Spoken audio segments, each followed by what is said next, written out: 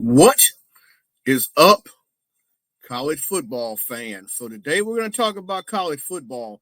The games are going to be starting pretty soon. They may have already started by the time this video gets uploaded. So we're going to talk about the games. I'm going to quickly go through the top 25 a little bit as well, but I'm going to start off talking about the matchups today. So let's talk college football. Let's get into the matchups.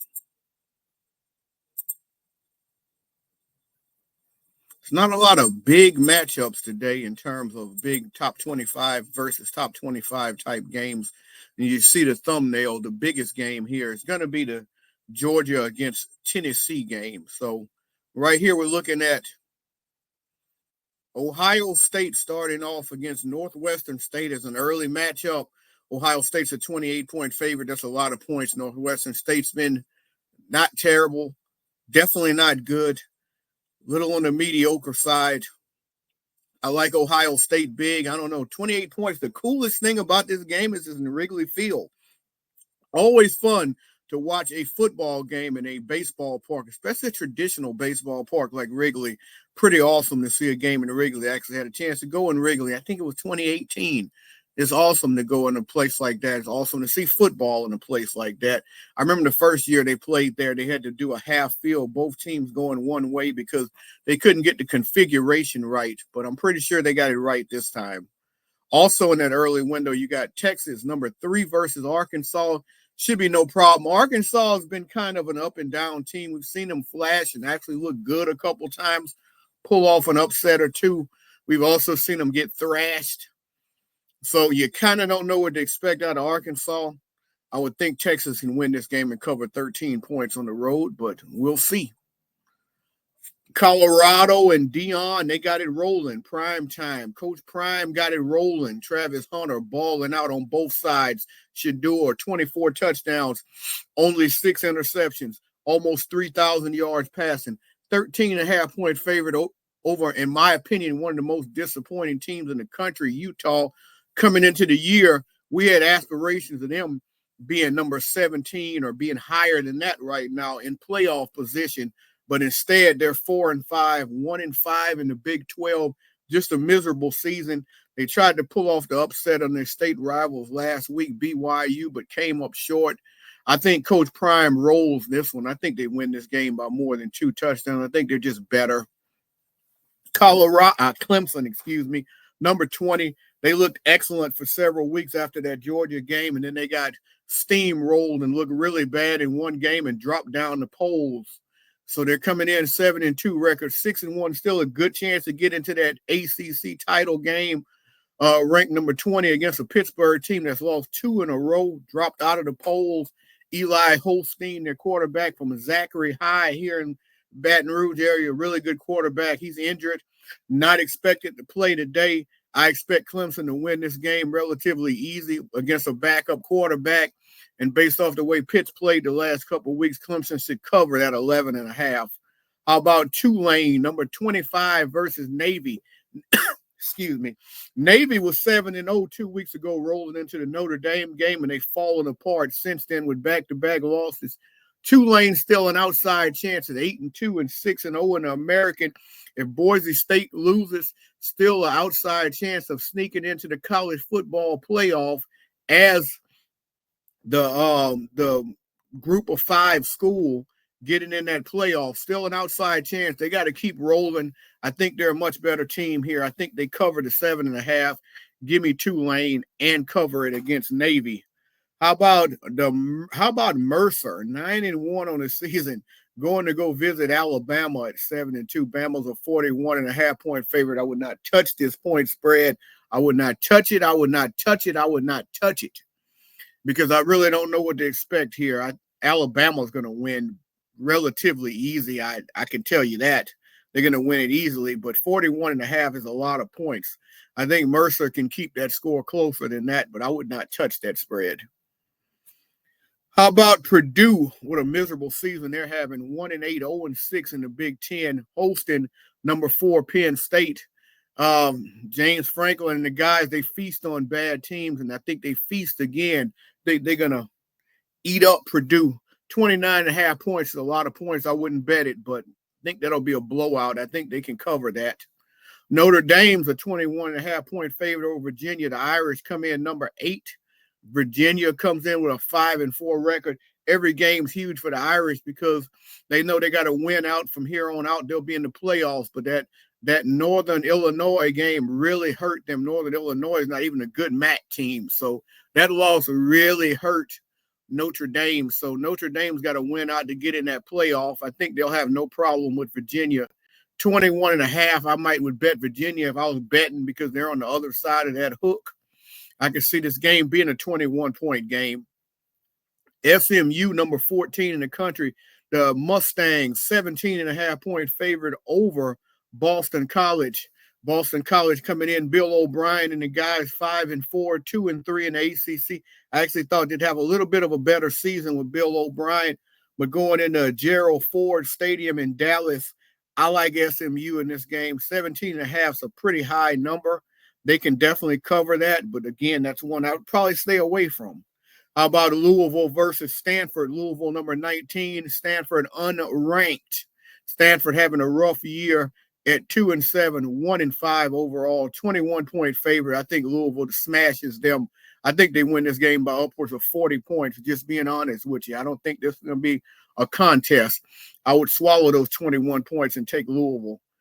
All right, next in that 2:30/3:30 Eastern window, the Bayou Bengals from LSU, ranked number 22 after the embarrassing Alabama loss, going to the Swamp. LSU's won 5 straight in the Swamp. Sorry, magnificent Germany with Darian. LSU's going to win 6 straight, and they're going to cover this. I think I said 5 straight in the Swamp. It's 5 straight overall, not just in the Swamp. So, and remember going back to that game where the guy with Florida threw the shoe and he shouldn't have. LSU. That was the dumbest play ever because Florida was the better team that year. And at the moment, they were in contention for the playoffs. And LSU was having a pretty miserable, mediocre season. But it sparked the 5-game win streak for the Tigers, and it will be 6 tonight. If LSU can just stay ahead, LSU is going to be fine. What I worry about is when the Tigers struggle in these games or get behind and Garrett Nussmeier has a little bit of pressure on him. He makes stupid mistakes. He throws bad interceptions. Brian Kelly and LSU, they don't like to run the ball. They need to run the ball more. So I think you just got to run the ball, whether you're running well or not. And I mean, they're running for 6 yards a clip against Alabama and still refuse to run. So got to run the ball. Got to take your time here. Stay ahead of the chain, stay ahead on the scoreboard so Nussmeier doesn't have pressure on him, because if he does, he may throw a couple balls to the Gators. DJ Lagway is coming back. He's going to be a big improvement to help the Gators, but I still like LSU by 10 points here. But again, Nussmeier, he might keep the Gators in the game. Number 23, Missouri. Number 21, South Carolina. 1 or 2 games with both teams ranked. Missouri, they've been struggling around here. Hopefully Brady Cook plays for their sake because Drew Pine's pretty bad. South Carolina, 12.5-point favorite, big point spread when you got 2 teams, one ranked 23rd and one ranked 21st.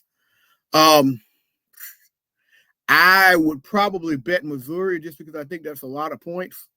But I think South Carolina wins the game. I like the way they're playing right now. Shane Beamer got those guys playing good ball. Number 13, Boise State and Ashton Jeanty, undefeated in conference, 8-1, 1 loss to the number 1 ranked team in the country, Oregon. I expect them to beat San Jose State relatively easy here. They're a 14-point favorite. I probably would not bet it because I don't like 14-point spreads. But Jeanty is going to get another 200 yards. He's closing in on 2,000 yards. He's got 1734 and 23 touchdowns. Boise State should win this game easy. Kansas State's a 7.5-point favorite over Arizona State, who was recently ranked, I believe, and dropped out of the poll. I'd have to double check that. But they're 7-2 on the year. Kansas State also 7-2. K-State's at home. I would probably take Arizona State because of the hook, the 7.5 being on the other side of the hook. I think Kansas State wins this game by a touchdown or less. Oregon against Wisconsin. Oregon's a 13.5-point favorite, number 1 team in the country. They should cover that and beat Wisconsin in Camp Randall. I know that's not an easy place to play. I know it's a great college atmosphere, wonderful place to play as far as the crowd and excitement and all, but I think Oregon's just more than 2 touchdowns better than Wisconsin on any field. The biggest game of the day is next. Number 7, Tennessee. Number 12, Georgia. I don't want to say it's a complete elimination game because I think Tennessee would have lost, still has a pretty good chance of getting in. Georgia would have lost in 3 losses. I think it'd be really hard. I don't like the way Georgia's playing. I really don't like the way Georgia's playing. 9-point favorite. I'm all over Tennessee here. Georgia seems to play better against the better competition, so that might be a reason to lean towards Georgia, but I don't like the way they're playing. So give me Tennessee here, and I think Tennessee just wins this game straight up. I know Georgia doesn't lose 2 in a row. I know I'm probably going against my best judgment here because Georgia doesn't lose 2 in a row. Georgia doesn't play bad back-to-back weeks. I don't know, man. I'm just not impressed with Carson Beck and his 12 interceptions. He's not been good. Tennessee's defense is elite. I think they put a vice grip on Carson Beck. I think I would definitely bet the 9 points in favor of Tennessee. I'm still kind of wishy-washy on who wins. Texas A&M 39-point favorite over New Mexico State. Not a lot to be said about this game. A&M should romp them. 39 points is probably not enough. Washington State, 8-1. I was about to say undefeated, but 8-1 out of the Pac-2. 10.5-point favorite over 4-6 New Mexico on the road. I like Washington State here. I think they cover 10.5. BYU, number 6, taking on unranked Kansas. Only a 2.5-point favorite at home. That's a crazy point spread. I feel like they know something that I don't know. Like, why is the 6th-ranked team in the country undefeated, a 2.5-point favorite over a 3-6 team? I feel like they know something I don't know. I'm going to take BYU, and maybe that's just a sucker bet, but I think they know something that I don't know because that doesn't make sense to me. All right, so I just went through all of the top 25 games. College football playoff rankings. Let's go through those real quick. I won't even really touch on what's ESPN's page. I don't even think they're going to let me. Can I see those rankings, please, ESPN? I don't even know if I can show them to you because ESPN's acting a little cruddy here. College football playoff rankings. Oh, here we go. All right, so the thing to understand here, okay, so Georgia's ranked number 12, but they're not in the college football playoff. Boise State is at number 13 because the thing is one group of 5 team automatically has to get in. So the way the rankings work, 1 through 4 gets a bye. So right now, Oregon's got a bye right now. They're ranked number 1. You could actually disregard this because this is actually different than the actual setup. Oregon's number 1 seed. Ohio State's list is ranked number 2, but they're actually the number 5 seed. They would play Boise State because the conference champions are 1 through 4. Number 2 seed would be Texas. Texas, I think, plays Ole Miss, but I don't have the actual brackets in front. No, Texas would be on a bye, excuse me.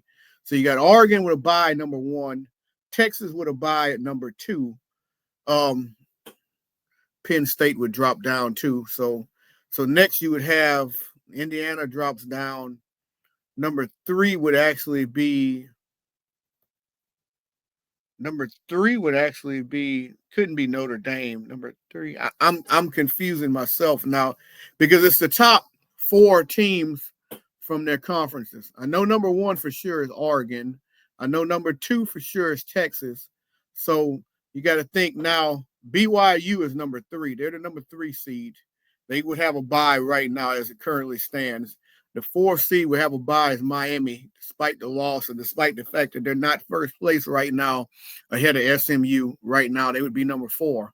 The number 5 seed is Ohio State, and they would play Boise State. Number 6 seed would be Penn State, and they would play Ole Miss. Number 7 seed right now is Indiana, and Indiana would play Alabama in Indiana because the higher seed host. And the 8-9 game would be Tennessee and Notre Dame with Tennessee at home. So it's not out in writing for you to see it, but I'm telling you that's what the matchups are. So let me know down in the comments section what you think about those matchups and the playoffs coming up.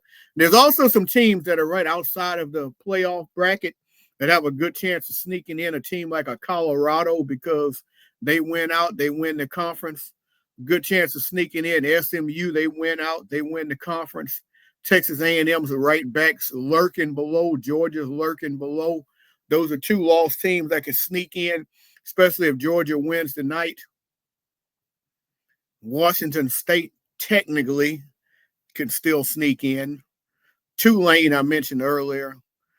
Army, I don't think Army's sneaking in, but some of those teams there from the smaller conferences that are ranked lower have a chance of sneaking in. Clemson still has a chance because they can get in the ACC title game, and that would give them the opportunity to get in. So a lot of teams lurking back there. But I hope y'all enjoy your day of college football. And as always, remember, it's peace and football. And I'll see y'all later.